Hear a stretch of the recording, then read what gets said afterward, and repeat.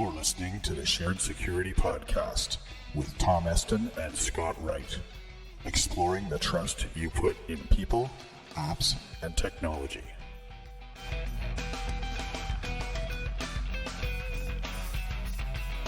Hosted by Scott Wright, the Streetwise security coach, and Tom Eston, penetration tester and ethical hacker. And sponsored by Security Perspectives, your source for tailored security awareness training and assessment solutions. We bring you stories, advice, and tips to help you make better risk decisions because nobody else can make them for you. Episode 54. It's the new Groundhog Day, as we need to revisit old password breach stories from LinkedIn and MySpace. Not to mention Tumblr and Fling. The hits just keep on coming. Hello and welcome to the Shared Security Podcast. It is June 1st and this is episode number 54. I'm Scott Wright here with Tom Eston. How are you doing, Tom? I'm doing great. Can't believe it's June. It is June 2016. No doomsday dates coming up, I guess. We're in the clear for a while. Yeah, no, things are good. The Cleveland Cavaliers are in the NBA Finals. Yeah, you know what? I thought that maybe last week we had scheduled a podcast recording, and I thought maybe you were just a little bit, scared to talk to me. It was just before the what was it, Game 5 or something? Yeah, they're tied 2-2. Could have been the downfall of the Cavaliers there. So I thought maybe you chickened out, but anyway. No. Yeah, didn't go that next way. Year, Scott. Yeah. Well, they've done better than before, and I was never a basketball fan before, but now I guess it's something to cheer about. Yeah. So for all of our listeners that may not realize it, I'm in Cleveland and Scott is in Canada, and we had a short email discussion about the NBA playoffs with the Cleveland Cavaliers and the Toronto Raptors. So it was kind of a little tongue-in-cheek joke we had going on there of who's going to win. Yeah. Well, the Raptors made a good play for a little while after they lost the first two, and they came back. But, hey, that's not all that life is about, right? That's right. There's also security. There's also security. So let's go there. All right. So before we jump into our agenda, any big news or anything that we should be talking about? I don't think so, right? It's just, I guess things are just heating up in the land of password breaches. So we're going to have a few stories about that. Yeah, that's been a big topic in the news. You've probably seen either on your local news, national news, Facebook, wherever, there's been just a rash of password breaches. So we're going to talk about that and what that means to you. Yes. And I think we're going to go back into Facebook a little bit. And there's a nice article that it's funny when these articles come out that show you how to check and look for, your privacy settings or see what apps are following you, that kind of thing. It's kind of funny that these things change all the time, right? How you actually can check these things because the user interfaces change all the time on these things. So we'll go through one more time and discover some things that you might not have known about your being tracked on Facebook.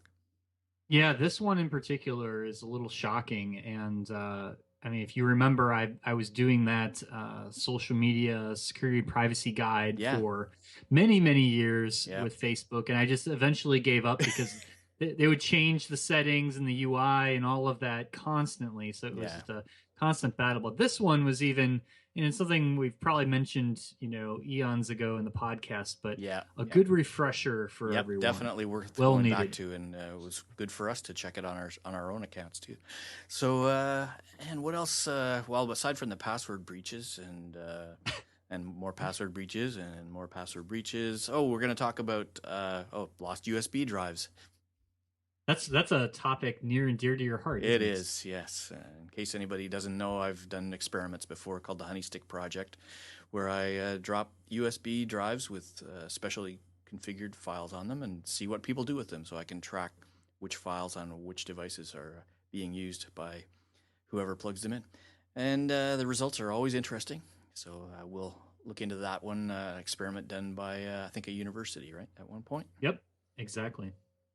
And then what will we close out with? So we'll close out with two things around, we'll say, the Internet of Things, right?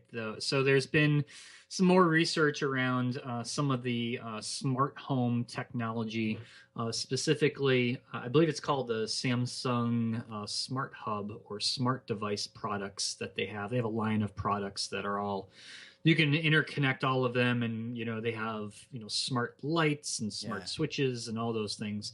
So we'll talk about some of that research that's been done. And then, of course, we need to end on a good note. We need to talk about smart toilets and how those can be hacked. Yeah. Very important. And why wouldn't you want to hack a smart toilet? It's like the last thing that you would think of that could be hacked, but we're going to talk about your toilet. Probably the last thing you want to have happen to you, too. Absolutely. I think that's a very critical issue. That's worse than a cobra coming up. Well, never mind. Let's not go there. That's not on this show. Wrong show. Wrong show. All right. Well, let's jump in and talk about that Facebook tracking issue that this article in the Business Insider pointed out, how we can check on our tracking. Yeah. So, I get a lot of questions just over the years. People that have asked me, why do I keep getting these ads for, things that, maybe I've bought in the past, or things that I've liked on the web, like maybe years ago, or an app that I installed on my phone, probably like 3 phones ago, right? That I don't even remember. One good example is if you shop Amazon, and if you're using the Amazon app on your phone, you may notice that Amazon just starts putting things that you have browsed in the past into your Facebook feed. And it could be kind of alarming if you don't know where those ads are coming from.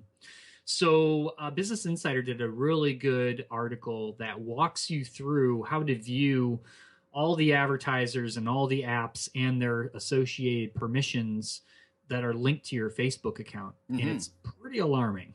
Yeah. Scott, if you took a look yourself to see I did. And as a rule, I don't typically accept any app requests from friends, which probably annoys them. But I occasionally use apps that I see something that looks useful. Actually, one of them I remember was like an in memoriam app, right? Where if somebody passes away, you can somehow go there and look at the postings and post yourself. I don't even know why it was tied to Facebook, but I guess I must have clicked through on it. And so various different apps are somehow requesting and accessing your information, and they continue to track some of the activities you do and pass that information back through other websites, right? That's right. And the good news is that there's an easy way to see this information. And so this article walks you through kind of the different steps that you need to do. It's a little bit buried, which is not a surprise. And we've talked about that in the past with Facebook, is they don't like to, they've done a better job, to give them some credit, of showing where these settings are and actually explaining to you what does it mean when you change this setting. But you can dig into the ad setting basically, and then you can look at how ads are popping up into your feed, and you can change whether or not you want to see those ads. And then you can even dig into more specifically the apps that have certain permissions. And that's where I think that's really the surprising part. You'll see all these applications. There's a few in there that I was like, how did I link that to my Facebook account? But yeah, exactly. If you think about all the games and things you might download on your phone, and where they always say, press here to sign in with your Facebook account, and how often that's just more convenient than setting up a new username and a new password. I know just over the years I've gotten in the habit of selecting, that easy access button, which, I'll call it, to just link it to my Facebook account. But I often don't go back and check to see, okay, what type of permissions, what type of information can they get from me? And oftentimes you'll find that maybe one of these accounts or one of these third-party services is a source of spam, because more often than not, they're getting your email address as well as your name and other personal information.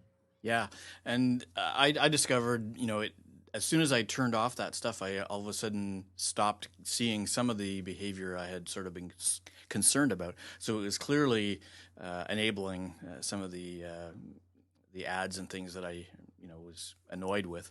So I think it's important for us to try and when you do that check for privacy, the easy check. Look carefully. Like, don't assume that they're leading you through all the most important stuff, I guess is the way to look at it, right? You really should try to dig through all the settings and see what might be enabled. Yeah, one of the settings that you need to think about is one that allows you to share, which by default shares information about your friends with those third-party companies, which is something that a lot of people don't think about, that your friends' data can also be at risk just because you're friends with them. Yeah. I know that sounds a little confusing, but it is that is true, and that's exactly what can happen if you're not careful with those settings. Yeah, and even if you're going through your settings, it could be confusing, right? What apps can see your friends' data? Or, Right. I don't know. Do I care? Maybe you should, right? But right. Yeah. There's some other things too I'll mention that weren't put into the article, but I'll probably do a little write-up on in the show notes on, is you can actually control the keywords and things that pop up in your news feed around advertisements. So what I didn't realize was if you dig into the ads configuration of your Facebook account, you can actually see all these different keywords of, different things that you've hit the like button for. Over the years, if you go to a website, you hit the like button. If you go to somebody's, you like somebody's news article that they posted, there's a lot of metadata associated with those likes. And what I found is Facebook keeps all of those keywords in a database under your account, and you can actually deselect a lot of those or add new ones, so you can either remove annoying ads, like how did I get, there's one, for example, I play the game Fallout. It's a video game, and somehow nuclear fallout was listed as an interest of mine. I'm thinking nuclear fallout, well, that has to do with the Fallout game, but I don't really want ads about nuclear war being put in my Facebook feed, so I removed that. But there's a lot of surprising things in there around keywords, and it's actually amazing to me to see the power and the database and the data mining that Facebook has based on your interests. And now you can view all that information down to a personal level, and it's pretty shocking. Yeah, it's pretty interesting. As you're talking about it, I'm on my Facebook page trying to go to the ad settings, and I found it, and it tells me about going to your ad preferences, and you can see the industries that you've said you might be interested in and what subcategories there are in there. But I still wasn't able to find keywords. So I mean, it's tough to track this stuff down. Oh, it's right there. Actually, if you're on the page I'm thinking of, you just need to hit the little arrow buttons, and you'll see all those keywords pop up down at the bottom. I'll have to put a screenshot in the. Well, I can see the arrow button that opens up the subgroup, and I can see individual things like under hobbies and activities. I've got industry, Gibson Guitar Corporation, Reason, and World. Whatever that means. But it's not clear that those are actual keywords. It says you have this preference because you clicked on an ad related to the world. Okay. Yeah, they're in there. It's under that ad preferences setting, but I'll put a write up about it in the show notes. I think everyone will find it very interesting. That's good, yeah. So it'll be very helpful to people, hopefully, yeah. All right. So once you've got your Facebook privacy settings locked down, then there's passwords. Then you got to worry about passwords. Yeah. So I thought it was really kind of alarming that all of a sudden we're seeing the reemergence of password breaches that have happened many years ago. For example, LinkedIn. So LinkedIn was breached when we probably talked about this back in the day, but back in 2012. Yeah. And what ended up happening was someone posted a whole new compromise, basically, of that same breach with even more passwords from that database. And what ended up happening was that over the years, more and more of these passwords were able to be cracked. So that basically intensified the original breach that happened back in 2012, and even added more compromised accounts to that original breach. So what this means for everybody is, even if you were alerted from LinkedIn back in 2012 to change your password because of a breach, and for whatever reason you didn't, or maybe you did, you still need to change your password again, because your account may not have been compromised back in 2012, but now it's going to be showing up in this new list that was published. Yeah, and it's pretty interesting when you look at why and how this all seems to have happened. At the time of the original 2012 breach, LinkedIn, they knew that there were millions of records accessed, I guess, but they somehow did an analysis and decided that 6 million of them or something like that were directly affected and needed to change their passwords. So they forced password changes on those users. But unfortunately, they miscalculated, right? Yeah, that's right. I think they miscalculated by 100 million or so. So now all those people who really were affected have to kind of consider, well, gee, if I was notified back then, or if I wasn't notified, maybe I didn't change my password then, which might or might not have been a good idea. But it's kind of late now, 4 years later, that if an attacker really was able to compromise your account, it's definitely late at this point. But the lesson learned, I think, is that you really shouldn't necessarily trust the organization's assessment of whether or not you're at risk if they've been hacked. You probably want to change your password anyway, right? Right, exactly. And so this is the same type of issue that's happening right now with MySpace as well. I know MySpace hasn't been mentioned on the show in a long time. Yeah. And I'm not sure anybody still uses MySpace, but there's another issue going on with a compromise of MySpace, and apparently they were a number of passwords is 427 million, something like that, that have been exposed. So again, even if you haven't used MySpace in a long time, and if you have an account, you should probably change your password, especially if you did the fatal error of using that same password for other accounts, which, as you know, is a no-no. And if you've been listening to this show, we tell you that that's a bad thing and you should never do that. What I'm most surprised about is that there were 300 million or more MySpace users at any point in there history. Is that. I'm not. There is that. By the time I figured out it was a thing, I thought it was over. So, but I guess there are still musicians and people that use it still around, right? Yep, exactly. But what's interesting about MySpace, and in one of the articles we'll put in the show notes if you want more detail about this. And I had found this out early on when I was doing research on social networks, and I was kind of toying around with MySpace and some of their password controls, because I found it interesting that when I set a password greater than 10 characters, so I would put in like a 20 or 30 character password, I noticed that the little dots that obfuscate the password actually truncate that to 10 characters, right, for every single password and every single account I created.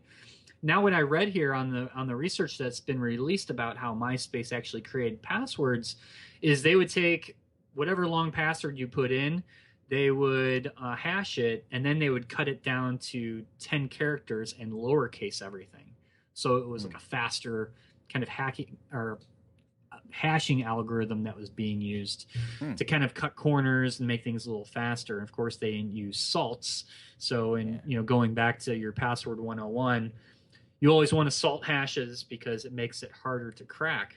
Yeah, maybe we should talk about salt for a second. We got a bit of time. So, the idea being that the function that we call a hash function takes a string of characters, and when you run the function on it, it creates some fixed length of bits, right? That represents that hashed password. And you can take any two different passwords. They can be very similar, but they end up with very different hash number values. It is possible to get collisions where two passwords of the same or different passwords result in the same number, but it's extremely, extremely unlikely just from the mathematics of it all. But it is possible with a high enough power processor to actually go through every possible combination or every password possible and create all of those hashes in advance. And then you could use those in what they call a rainbow table to just replay the hash input to whatever authentication function it is. And if the hash doesn't work, they go to the next one. And so because you've got that already pre-calculated, it's pretty fast to try and do that. So we add what they call a salt, which is just a random number onto every password. I believe when you do a salt, it's the same number on every record, isn't it? It just happens to be a random number. Yeah, exactly. Right. And so it's easy for the system itself that knows how the hashing was done to add that before it does the hash and then does the authentication. So that's pretty easy and fast. But if you don't know what the salt was and you're trying to guess it, it takes much longer. But there's actually another method used now because of the high computing capacity, and they call it pepper, right? Salt and pepper. So they actually do a unique value on top of every password in addition to the salt. So they have salt and pepper, which makes it exponentially more difficult to try and run that automatically. That's right. One of the other things to note, just in general about hashing and encryption and all of that is, we're really limited by time. I mean, that's what encryption gives you is time. So eventually, with enough computing power and enough technology, even with salts, those things are going to be able to be cracked within, it could be years, it could be decades, but, eventually those things are going to be cracked. So the best advice and the best security advice is always, changing your password frequently, which is something I don't see a lot of advice on.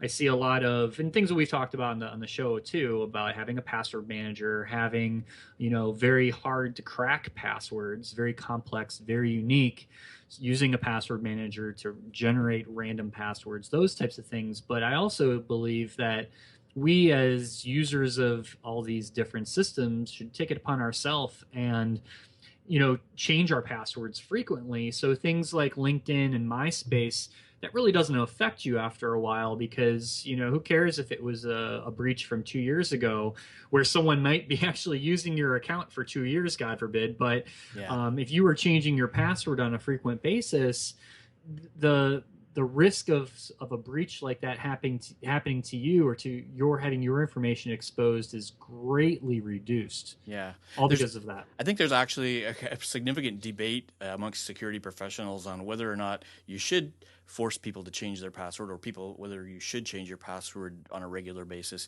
And I think it sort of depends on what assumptions you make about the nature of the threat environment, right? So if you assume that when an attacker breaks into a site and steals 100 million passwords, or let's say be realistic from the old days and say maybe 100,000 passwords or 1 million passwords, then a lot of those passwords are going to get used right away because they're time sensitive. The attackers know there's value in them and that people might change them.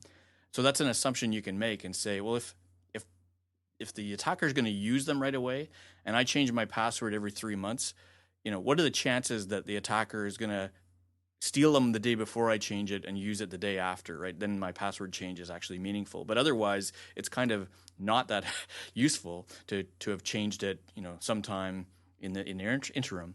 But I think what we can assume now is that the breaches are so big, the attackers don't actually get a chance to use all the passwords immediately. Right. So it does make sense to change your password occasionally because after 4 years, these LinkedIn passwords might still be in use and they might have decided, oh, okay, we can still try these. That's right. And there's some strategies that you can use to do that. I know I believe it's in October. Isn't it like Security Awareness Day or like National Cybersecurity Month? I think it is. Yeah. Right, exactly. And maybe it's just you setting an Outlook reminder in your calendar to take maybe 30 minutes or an hour out of a day in October and just change your most critical passwords that you use. So think about banking, maybe your Facebook, LinkedIn, the Mm-hmm. sites that you use the most, and just change the passwords And I in your. believe some password manager programs actually have a feature you can They turn do. on that will remind you to change it occasionally. They do, yeah. I know KeyPass, the one that I use, has that feature, and I believe OnePass and some of the I think other LastPass does too. So populars. yeah, Yep, yep. exactly. So yeah, I definitely recommend just taking a little bit of, and to your point, Scott, about doing kind of your own personal risk assessment and determining, how risky is it if someone, got your Facebook or your banking or, Mm-hmm. those types of things, and So if you thinking do about. use a different password on every account, and LinkedIn got breached and you've changed your password a while ago, then you may not be as much at risk Right. because you know it won't be used on any other site. Exactly. But definitely if you are on, any of the MySpace, Tumblr is another one, Fling and LinkedIn are the big sites right now that are disclosing breaches. You definitely need to change your password. Yep. Even if you think you're safe, just do it. So yeah, maybe next week we'll have different advice, but no, not really. That'll always be the same. So, That's right. all right. Well, let's talk about USB drives. Still back in the news. These things I've just been won't. waiting for this one. Yeah. Yeah. They won't go away. Why is Yeah. that? So, what can you tell us about that particular study, Tom, that was done? This one was done, I think it was by a couple of researchers from the University of Illinois. They dropped, I think it was close to 300 USB sticks on the school's campus last year. And they basically found that, 48% of people would pick up that random USB stick, plug it in, and then open the files that were on them. So this is very similar to the study and the work that you did, Scott, around the Honey Stick project, which I find fascinating. Yep. And this is a recent study. So how does that compare to the work that Um, you did well, if many they're years ago? saying 40 some percent clicked, it's actually a little better than the results that I encountered. Mine were not all that statistically significant. I did 50 devices between a number of cities here in Canada, and that was over a period of a year or two. And as I could afford to go out and buy these things and throw them away. But it was around 65% of them got used in a way that I could detect that somebody was plugging it into their computer and clicking on a file. So to me, it wasn't necessarily statistically significant, but it was an indicator of a trend, call it, or something that we should really be concerned with and start talking about. And that's actually what led to the Honey Stick project for smartphones, where I did the work for Symantec, where we lost 50 phones and tracked them in a similar way to see what people did with phones that didn't have passwords on them. Turns out they went through all the data. But in this particular study, the difference in percentages could be due to any number of variables. So I'm not surprised people might be a little bit more aware of the risks and treating things a little bit more carefully. But it's interesting to note that they said 68% of the people said they took no precautions in terms of protecting themselves against malicious code or anything on USB drives. So, if I had the money, if anybody wants to sponsor another USB study, I'm happy to, do some more. So it's pretty easy to do, and I've got a methodology for it. Yeah, I liked how this study, I guess, was a little more academic in the sense of, they wanted to, they asked about, what were their intentions when they picked it up. So they said that, 18% it was just they were curious and they were wondering what was on the drive, and then 68% actually said that they wanted to find the owners of the drive, so they plugged it in to see if there was any, Yep. personally identifiable info. And that's what they call the altruistic intention. And I think a lot more people think of that as a reason after the fact than is what really is the case. When I found it, everybody went through everything on the phones, or when I did the the phone-based study, I had fake apps there like Facebook and online banking and things like that. And people would say, well, I went to look in the contacts app just to see if I could find who owned the phone, which is fair enough if you want to return it. But why go through all of the other data on the phone if you're only looking for the contact information? So in retrospect, it's easy to seem altruistic, but not that we don't want to trust people. We're just curious, I think, is the problem. Yep, exactly. And the curiosity kind of overtakes your sense of security, unfortunately. That's right.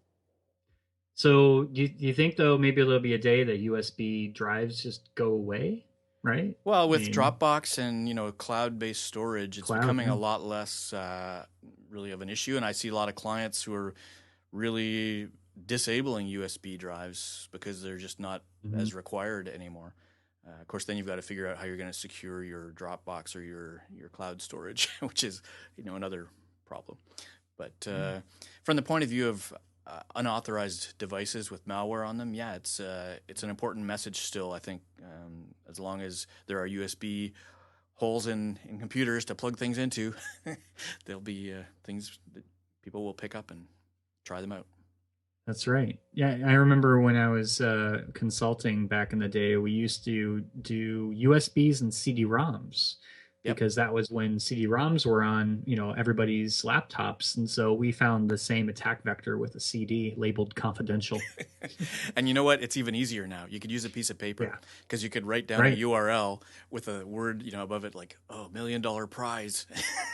And put the bit.ly link or something like that on it and get somebody to go to a malicious site and infect their computer. So it can be done many, many ways. But the USB drive is just one of the classics. Absolutely. Very cool. So, yeah, if you ever want to talk about it, I'm happy to for hours on end. Good stuff. So, what else do we have to talk about today? So there was some research that was done about the Samsung SmartThings platform, which we found interesting. And again, we've talked about the typical vulnerabilities that we found in the past, but if you know anything about, I encourage everyone to kind of Google Samsung SmartThings and just all the different things that you can bring into your house to connect all your different systems. So from your light bulbs to your refrigerator to you name it, you can pretty much connect all these different things through a series of applications.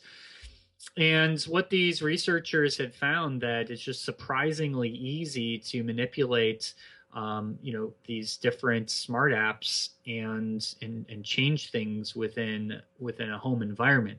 So the message at the end of these researchers, I found it funny, was they said you probably don't want to use this for like something that you really want to protect or you care about. I don't know, like your home, and use it more as like a hobby. Yeah. But don't use it for anything that where security is really important, right? So they say, if you want to use these devices for like opening and closing your blinds, you're probably okay. I mean, great. Turning your lights on and off or things like that. Yeah. You got to think of kind of the risk versus reward scenarios, but if you're using them to, for example, open and close your door, your deadbolt or something like that, you may want to not do that because these things are pretty vulnerable. And so they went through a couple bullets of, and we'll link this in the show notes if you're interested in learning more. But changing PIN codes, replicating PIN codes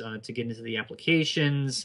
They created like spare door keys basically by creating additional pins into electronic locks.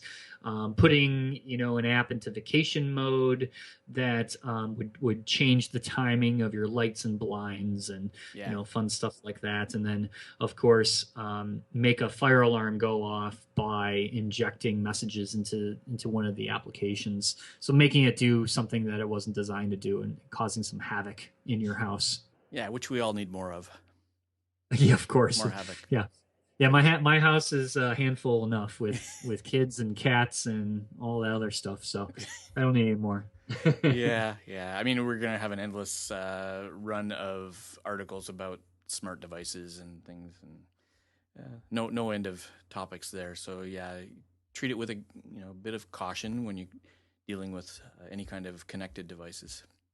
Yep. So the message here is, with all these new smart home devices, and if you're bringing something like this into your house, just think about, maybe, not using it for a security function and thinking about what you're using it for. We're not saying don't use these devices. They all have valid uses, but a lot of these, as we keep seeing, were not built with security in mind. Yeah, I think a lot of it actually, I think I discovered this in one of the recent Security Now podcasts with Steve Gibson, just talking about the fact that some of these are built on an old protocol called Zigbee, which was very hard to secure. It wasn't ever meant to be used for security in terms of sharing keys and stuff like that to register something on the network. And so that's where a lot of these are very vulnerable. But I suspect that, in a short amount of time, we'll probably get, a change to the protocol that will become more secure, but it means all the old stuff will still be insecure. So that's right. It's worth waiting until we have something that's proven to be a little bit more secure before making your home smart. Exactly. So that's a great segue to talk about the one device you may not want to make a smart device, right? That's right. Yes, the smart toilet. I'm sure you've heard about it in the news in the last year or two. There was definitely news made when someone designed a smart toilet. But you know that as soon as that becomes news, the next article is going to be who hacked the smart toilet. Right. And we have a nice video that goes along with this story, and we'll have that in the show notes. But maybe you could paint a picture of it, right? Yeah, let's just say, so the smart toilet, I believe, is a lot like it's like a bidet, correct? Is that? I guess it's a combined or an integrated toilet bidet combination, yeah. Okay. So, it kind of like the self-cleaning toilet, if you will. And I'll just say that the video just shows this toilet doing things that you probably don't want it to do. So, for example, standing in front of it and the bidet spraying you in the face. And with the seat going up and down by itself. Yeah, exactly. So you probably don't want any of that happening to you. I feel sorry for the poor guy that was the guinea pig in the video. Yes. So, yes. Anyway. It's an entertaining video. I highly recommend it. The link will be in the show notes. That's right. All right. Well, I think that wraps up episode 54. Yeah. Hopefully we can get another one in shortly. Absolutely. In the meantime, so I think any news in terms of stuff that you've been working on these days, Tom? Well, I've been pretty heads down with work. So as everyone knows, I work for Veracode, and we're quite busy and doing lots of pen tests, and it's just been busy year so far. Yep. I'm hoping to get out to Black Hat USA in Las Vegas for a couple days in August, so we'll see. Cool. Yeah, very cool. As for me, I'm an independent security consultant, do a lot of security awareness assessment and training, so things like the USB. Actually, the USB, we didn't talk about it during that segment of today's show, but I've actually received a couple of requests for quotes lately. It looks like I'll be doing some USB enterprise type assessments to see how many people within a business use them inappropriately, and thereby measuring a certain amount of security awareness within the organization there. So that'll suffice it to be my inline advertisement for this episode. If anybody wants to do a USB assessment or phishing assessments, please feel free to give us a call. So we have a feedback email, which is feedback@sharedsecurity.net. And we have a phone number, 613-693-0997, where you can call and leave your urgent messages for Tom or I, or me.